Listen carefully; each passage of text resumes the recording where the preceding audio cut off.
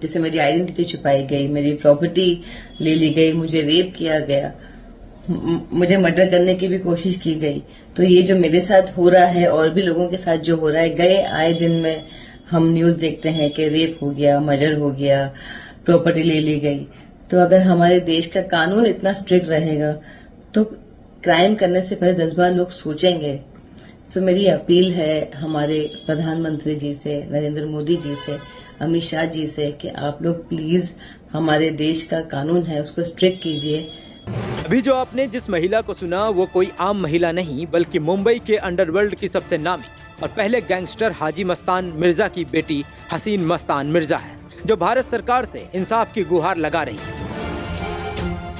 श्री नरेंद्र मोदी जी, श्री अमित शाह जी, उनके पास ये बात पहुंच सके कि हम औरतें या आदमी जो इतने सालों से अपने हक के लिए लड़ रहे हैं, तो आप प्लीज हमारे देश के कानून पे प्लीज सर इसको स्ट्रिक्ट कीजिए। आपसे हाथ जोड़कर विनती है, आप हमारे देश को चला रहे हैं, आप इस वक्त हमारे प्राइम मिनिस्टर हैं, अमित शाह जी आप होम मिनिस्टर हैं।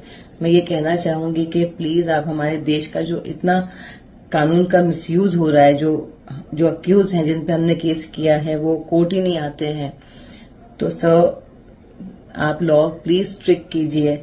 अगर हमारे देश का लॉ स्ट्रिक्ट होगा तो ना रेप होगी, ना मर्डर होंगे, ना कोई किसी का प्रॉपर्टी आइडेंटिटी, जैसे मेरी आइडेंटिटी छुपाई गई, मेरी प्रॉपर्टी ले ली गई, मुझे रेप किया गया, मुझे मर्डर करने की भी कोशिश की गई।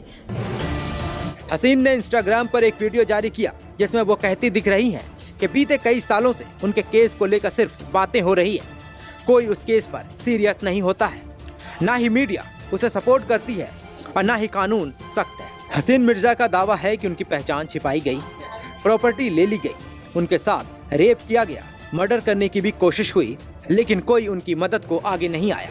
ऐसे में अब उन्होंने पीएम मोदी और अमित शाह से देश के कानून को और सख्त करने की गुजारिश की है। अब चलिए आपको बताते हैं कि हसीन मिर्जा का केस क्या है।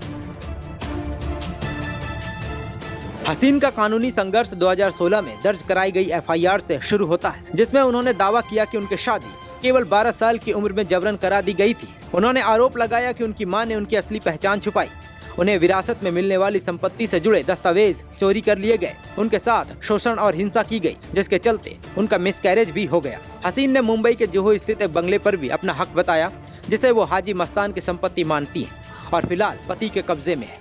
हसीन के पति ने 8 बार शादी की है। हालांकि इतने गंभीर आरोपों और लंबे संघर्ष के बावजूद 2025 तक इस केस में कोई बड़ा अपडेट सामने नहीं आया है, जिससे उनका दर्द और गहरा हो गया है। हसीन मस्तान खुद को मुंबई के पहले डॉन हाजी मस्तान और उनकी पत्नी सोना की बेटी बताती हैं। उनका जन्म करीब 1984 के आसपास हुआ था। एक्टिंग की दुनिया में उन्होंने अपनी पहचान बनाने की कोशिश की और कुछ हिंदी, तमिल और तेलुगु फिल्मों में काम भी किया। देव डीडी, दाल में कुछ काला है जैसी फिल्मों में वो नजर आ चुकी हैं, लेकिन उनकी निजी जिंदगी फिल्मी पर्दों से कहीं ज्यादा उलझनों और संघर्षों से भरी रही।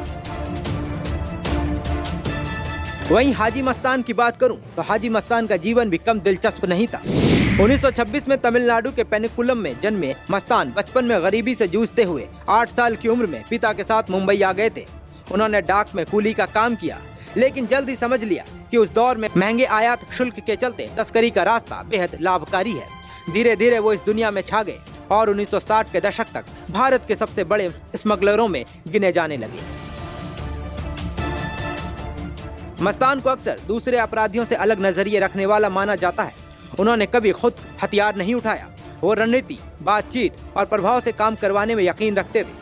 करीम लाला और वरदराजन जैसे दिग्गज डॉनों से उनके रिश्ते बेहद मजबूत थे। कई मौकों पर उन्होंने मुंबई में गैंगवार रोकने के लिए मध्यस्थता की भूमिका भी निभाई, जो उनके अलग व्यक्तित्व की निशानी है। बॉलीवुड से उनका लगाव भी किसी रहस्य से कम नहीं था। पैडर रोड और जुहू जैसे पॉश इलाकों में संपत्ति होने के बावजूद मस्तान बेहद सादगी में रहते थे। वो फिल्मों को फाइनेंस करते थे और राज कपूर और दिलीप कुमार जैसे बड़े सितारों से उनकी नजदीकी थी। इसकी वजह से उन्हें बॉलीवुड की गलियों में भी एक खास पहचान मिली। आपातकाल के दौरान 18 महीने जेल में बिताने के बाद मस्तान की सोच में बड़ा बदलाव आया। उन्होंने हज किया, सामाजिक कार्यों से जुड़े और राजनीति में उतरकर दलित मुस्लिम एकता के लिए कदम उठाए। हालांकि राजनीतिक क्षेत्र में उन्हें खास सफलता नहीं मिली, लेकिन उनकी लोकप्रियता और प्रभाव कम नहीं हुआ। 25 जून 1994 को 68 साल की उम्र में उनका निधन हुआ, लेकिन उनका नाम आज भी मुंबई के इतिहास में एक अलग अध्याय की तरह दर्ज है।